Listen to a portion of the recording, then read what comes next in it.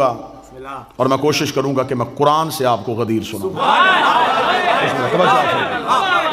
خدا کہتا لا یملکون الشفاء الا من اتخذ عند الرحمن عہدا، کوئی مالک نہیں شفاعت کا۔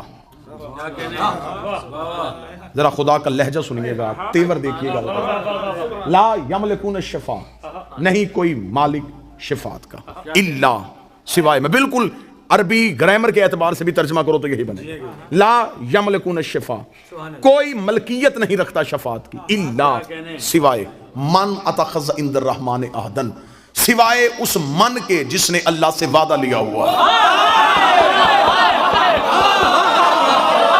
میں غدیر پڑھنے لگا ہوں، اور شاید یہ زاویہ پہلی بار ممبر سے استعمال ہو، لیکن میں قرآن سے غدیر پڑھنے لگا ہوں۔ بعض بندے کہتے ہیں ہمیں حدیث میں غدیر نظر آتی ہے، ہمیں قرآن میں غدیر نظر نہیں آتی، تو پھر میلبرن میں ماتمی دستے نے اتنی محبت سے یہ پروگرام بنایا ہے، تو پھر آئے قرآن سے غدیر پڑھتے ہیں۔ میں حدیث سے غدیر کا سہارا نہیں لوں گا، میں کسی اہل سنت کتاب کا حوالہ نہیں دوں گا، کسی شیعہ کتاب کا حوالہ نہیں دوں گا، قرآن ممبر پہ لے آؤ، قرآن سے غدیر پڑھتے ہیں۔ خدا کہتا کوئی مالک نہیں شفاعت کا الا من، سوائے اس من کے جس نے اللہ سے وعدہ لیا ہوا ہے۔ میرے مالک ہمیں خبر ہے کہ تیرا اسلوب یہ ہے، تیرا تکلم کا طریقہ یہ ہے کہ تو بعض نام لیتا نہیں، صرف اشارہ دیتا ہے۔ میرے مالک یہاں تو نے کہہ دیا کہ کوئی مالک نہیں سوا تیرے اور ایک من کے۔ میرے مالک اب تیرے ساتھ کون ہے وہ جو قیامت والے دن شفاعت کرے گا؟ خدا نے کہا نام میں نے بھی نہیں بتانا، تم نے صرف نشانیوں سے ڈھونڈنا ہے، وہ کون ہے جو شفاعت کر سکتا ہے۔ میرے مالک یہ من ہے کون؟ فرمایا قرآن سے جا کے پوچھ۔ میں نے قرآن کے سامنے ہاتھ جوڑے، میں نے کہا اے علی کے خاموش سا کر،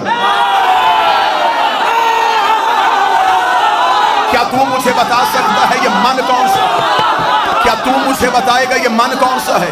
کیونکہ میں گیا تھا اللہ کی بارگاہ میں، خدا نے بھیج دیا تیرے پاس، تو بتا دے وہ من ہے کون؟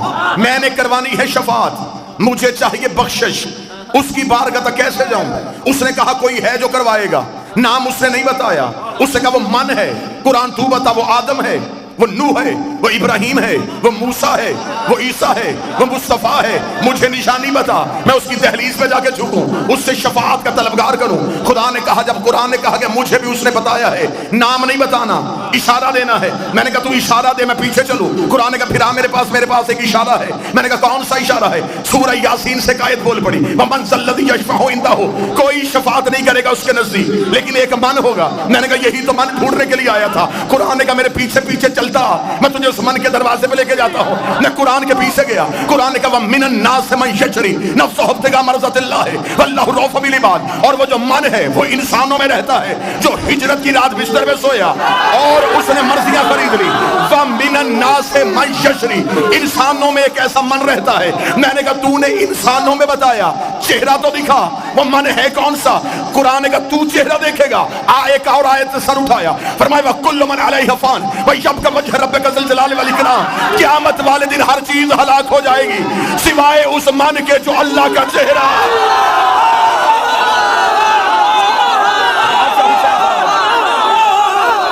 میں نے ابھی تک کوئی حدیث نہیں پڑھی، میں قرآن کی آیتوں کا تعاقب کر رہا ہوں۔ آیت قرآن میں نہ ہو میں گردن کا لہو دوں گا۔ قرآن نے فرمایا کل من علیہ فان، ہر چیز فنا، بچے گا تو وہ جو وجہ اللہ ہے۔ اب قرآن کو بھی پتا تھا بندوں نے ہجرت کا بستر والا من بھی نہیں ماننا، بندوں نے وجہ اللہ بھی نہیں ماننا۔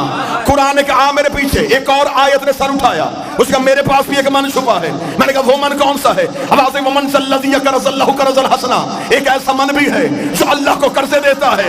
میں نے کہا قرآن وہی تو من ڈھونڈ رہا ہوں، مجھے بتا وہ من کون سا ہے؟ ایک اور آیت نے سر اٹھایا، اس نے قُلْ كَفَىٰ بِاللَّهِ شَهِيدًا بَيْنِي وَبَيْنَكُمْ وَمَنْ عِندَهُ عِلْمُ الْكِتَابِ، قیامت والے دن ایک اللہ گواہی دے گا، ایک وہ من دے گا جس کے پاس کتاب کا پورا علم ہے۔ میں نے کہا میرے مالک ترس کر دے، رحم کر دے، تو قرآن میں نشانیاں دیے جا رہا ہے، نام نہیں بتا رہا، مجھے نام ڈھونڈنا ہے۔ مولوی کہتا بستر بھی علی نہیں ہے، وجہ اللہ بھی علی نہیں ہے، قرضے بھی علی نہیں دیتا، میرے مالک نام بتا۔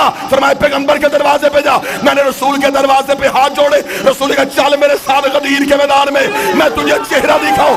میں غدیر میں آیا، نبی کا مالک کون تمہارا؟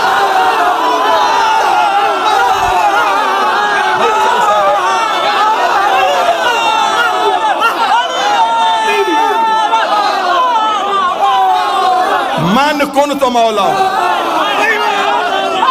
یہ ہے وہ من